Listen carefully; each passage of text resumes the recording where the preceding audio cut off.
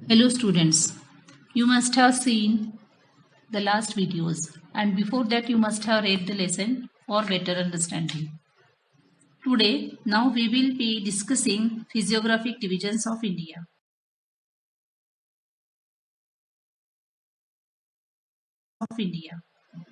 But do you know that why it is important? Because it ultimately controls the climate and on this climatic condition depends the vegetation and wildlife and primary activities also. This is the significance of the physiographic divisions and now we are going to discuss this one by one. So first of all we will see about the Himalayas.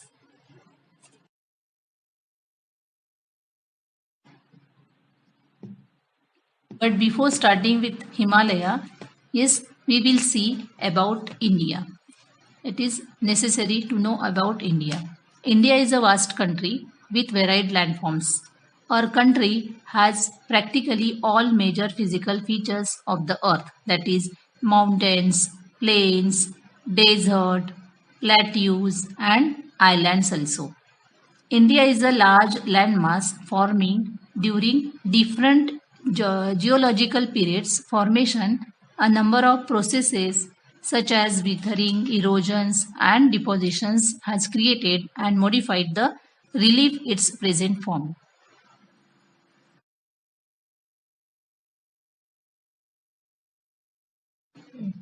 Starting with the Himalayas, Himalaya is the largest mountain of the world. It extends from Pamir Knot in Tajikistan to the east. In India, it extends from Jammu and Kashmir to Arunachal Pradesh. Himalaya is not a single mountain. Himalaya is not a single mountain range. There are many parallel ranges in the system. The southernmost is known as Shivalik. It is the youngest range. Next to Shivalik, Middle or Central Himalaya, and then Greater Himalaya, also called as Himadri, and Trans Himalayas ranges from south to north. These ranges are divided into Western Himalaya or Kashmir Himalaya, Central Himalaya or Kumayu Himalaya, and Eastern Himalaya or Assam Himalaya. Here you can see some highest peak of Himalayas. Here name of the peak and it is height in meters it is given. So Everest 8,848 meters, K2 is 8,611 meters. Yes, Kanchenjunga 8,586 meters and so on. So you can see the peaks here in the picture.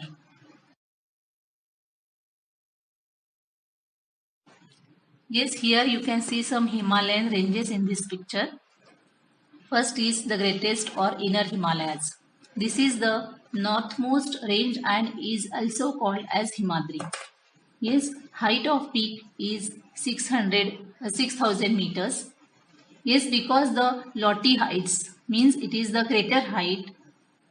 The peak of this region are perennially snowbound means it is covered with snow. Now next it is the Lesser Himalayas or Himachal. This lies towards the south of the Great Himalayas and height of this peak is 3,700 meters to 4,500 meters. Next to this is the Shivaliks. This is the outermost range of Himalayas. The altitude varies between 900 to 1100 kilometers. The longitudinal valleys lying between the Himachal and Shivaliks are called as dune. These are some beautiful pictures of Himalaya. So you can see the Himalayan ranges. They are snowbound, means they are covered with snow. Perennially, they are covered with snow. The North Indian Plains. It is the Gangetic Plain system. The North Indian plains are called Indo-Gangetic Plains. It is because of Indus-Ganga river system. Most of the rivers in India flow in Gangetic system. This North Indian plains, this division lies between Himalayan mountain in the north and peninsula in the south.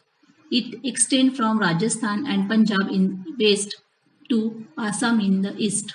It is mostly flat, low-lying area. It is divided into two parts. That is Ganga Basin and Brahmaputra Basin valleys. Part lying to the east of the Aravalli is Ganga Basin and known as Ganga Plains, which slopes eastward. Most of the West Bengal and Bangladesh together constitute Ganga-Brahmaputra delta system known as Sundarbans, which is world's largest delta. Western part of North Indian plain is known as Thar Desert, or it is Marusthali. Agriculture is largely practiced in this region of depositional work by river Satluj and its tributaries. Due to this all, now you can see the North Indian plains are divided into three sections. They are Ganga plains, Punjab plains and Brahmaputra plain. Now we will see Punjab plains. The Punjab plain form the western part of the northern plain.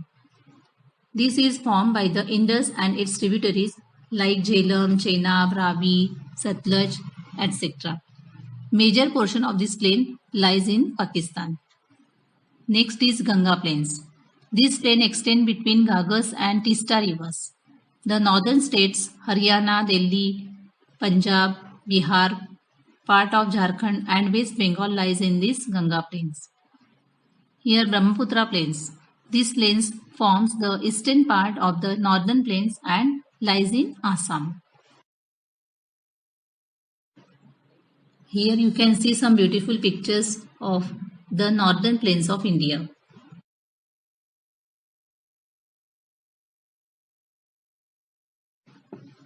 The peninsula. Yes, you can see here in the picture in the yellow color. Here in between Arabian Sea and Bay of Bengal, the peninsular region of our India.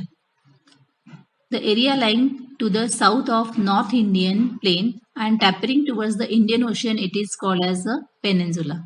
It consists of many plateaus and hill ranges. Aravallis in the north are the oldest fold mountains here.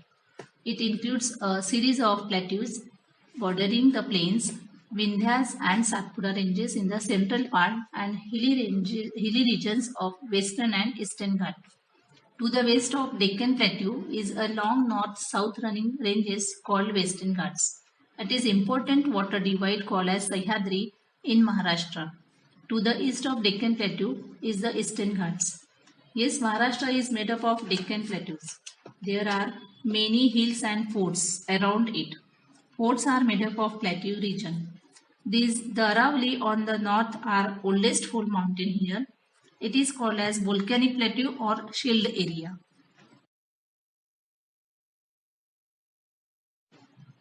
The plateaus can be broadly divided into two regions, the Central Highlands and the Deccan Plateaus. The Central Highlands. The Central Highlands lies in the north of the Narmada River. It covers the major portion of the Malwa Plateaus. The river in this region flow from southwest to northwest, which indicates the slopes of the regions. It is wider in the west and narrower in the east. Bundelkhand and Bagelkhand mark the eastward extension of these plateaus. The plateaus further extend eastward into the Chota Nagpur Plateau. Now the Deccan Plateaus. The Deccan Plateaus lies to the south of the Narmada River. It is triangular in shape. The Satpura range makes its northern part. The Mahadev, Kaimur Hills and Michael range make its eastern part. The slopes of the Deccan Plateau is from west to east. Now the western and eastern Ghats. These western and eastern Ghats, they makes the western and eastern edges of the Deccan Plateaus. The average elevation of Western Ghat is 900 to 1600 meters compared to 600 meters in case of Eastern Ghats. The Eastern Ghats stretch from Mahanadi Valley to the Nilgiris in the south. The Western Ghats causes oceanographic rains as they face the rains that is laden winds from west.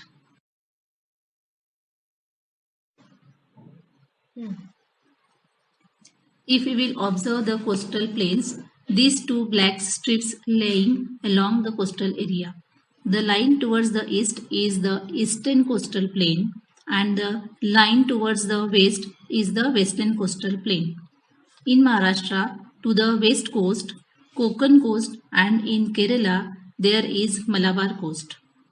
We have the variety of coastal plains. India is blessed with a long coastline extending for approximately 7,500 kilometers.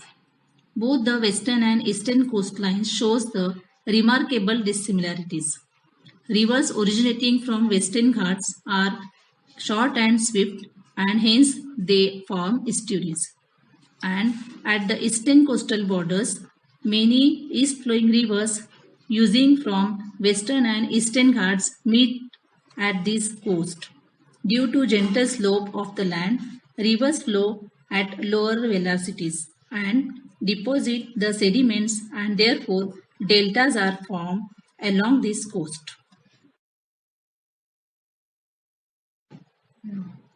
Here we can see the pictures of the coastal plains. Here it is the Konkan coastal plain.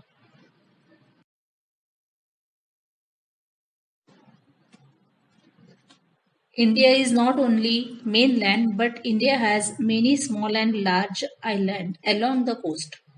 India has two large groups of islands, one each in the Arabian Sea and in Bay of Bengal. The island in Arabian Seas are Lakshadweep. All islands are flat. The islands in Bay of Bengal are Andaman and Nicobar Islands. They are mainly volcanic islands. They are large with hills in their interior parts of includes an island called Barren Island, which has the only active volcanoes. They are living volcanoes in India.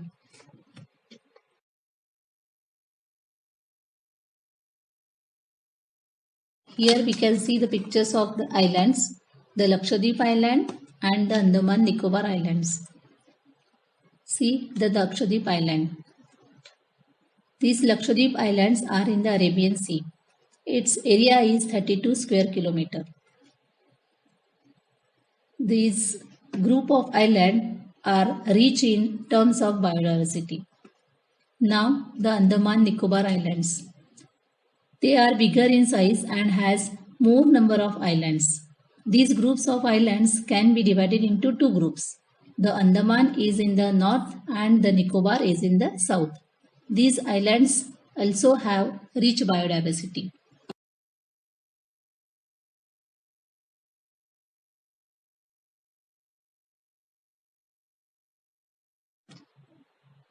We have completed our 5 major physiographic divisions of India.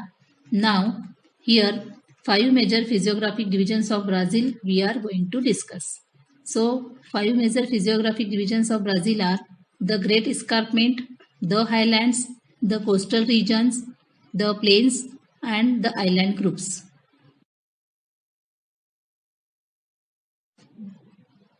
What is escarpment? An escarpment is a steep slope or long cliff that forms as a result of faulting or erosion and separates two relatively level areas having different elevations.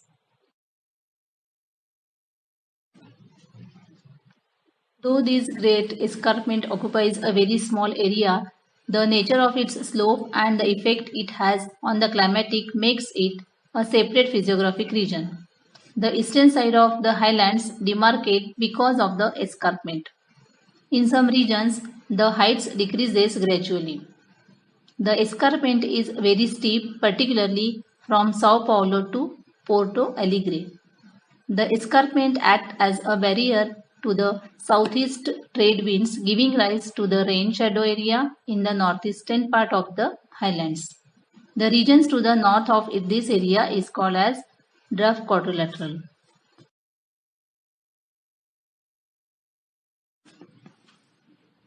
The southern Brazil is occupied by an extensive plateau. It is differently described as Brazilian highlands or Brazilian Shields or Brazilian Plateau. Brazilian and Guiana Highlands together form the core of South American continent. The main part of the Guiana Highlands is in the Venezuela, and it covers the state of Roraima, Para and Amapá in the north. The lower part of these highlands is found in Brazil, but the highest peak of Brazil, Pico de Neblina, is 3014 meter high and lies on the border between Brazil and Venezuela. The regions to the east and south of the Brazilian highlands have an altitude of more than 1000 meters, but in other parts the altitude is between 500 to 1000 meter. The highlands not very steep. The tributaries of Amazon flowing through these regions make rapids and waterfalls.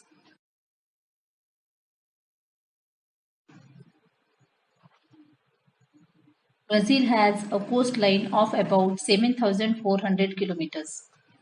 One may divide that into two parts, namely northern and eastern coast.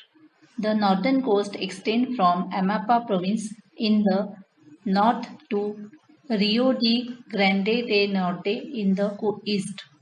This can be called as the North Atlantic coast. From there, the eastern coast extends towards the south. The northern coast is characterized by mouths of many rivers, including the Amazon. Therefore, this region is low-lying regions.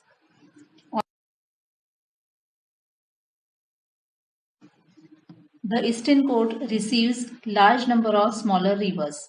The only major river which meets the Atlantic Ocean here is São Francisco. The Brazilian coast is characterized by a large number of beaches and sand dune complexes. The Brazilian coast is protected in some areas by coral reefs and atoll islands. Next, the plains.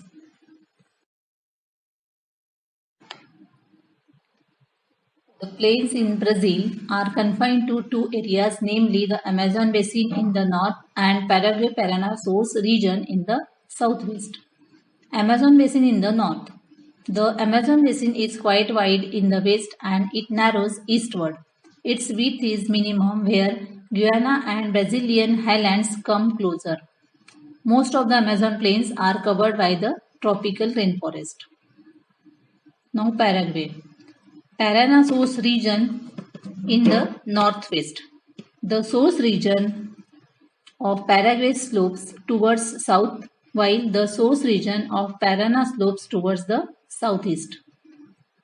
Pantanal. It is the largest wetland in the world and lies towards the southwest part of the highland area. The next and the last is the islands.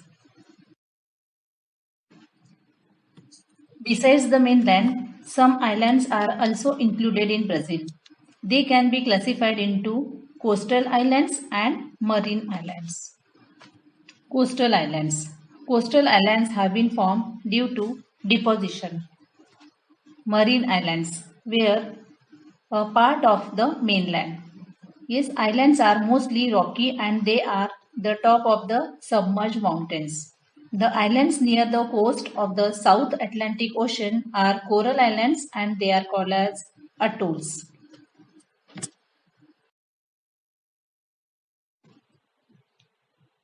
So we have completed physiographic divisions of India and Brazil.